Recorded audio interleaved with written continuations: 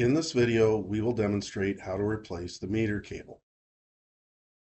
This is a view of the front of the control valve. In order to access the internal components, we will need to view the back side of the power head. Using a crosshead screwdriver, loosen the 4 screws that are located in each corner.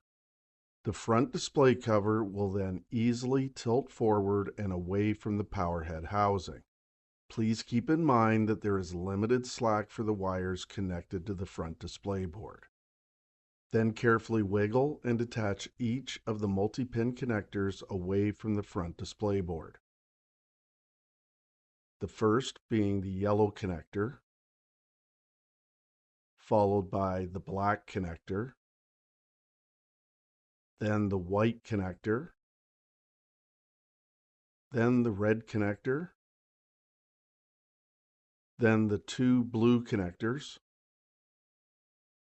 and then finally the 2 white connections, and then set the display cover aside. Using pliers, pinch and push the strain relief that is holding the gray meter cable through the hole in the housing, and then either push or pull one of the ends of the meter cable through that hole and set both the meter cable and the strain relief aside. Now wrap the strain relief around the replacement meter cable and then slide the multi-pin connector through the hole in the housing and then push and twist the strain relief into place. Then slide the meter cable tip back into its port and click it into place. Next, connect the multi-pin connectors to the display board while keeping in mind that the connectors are color-coded and keyed to fit in only one orientation.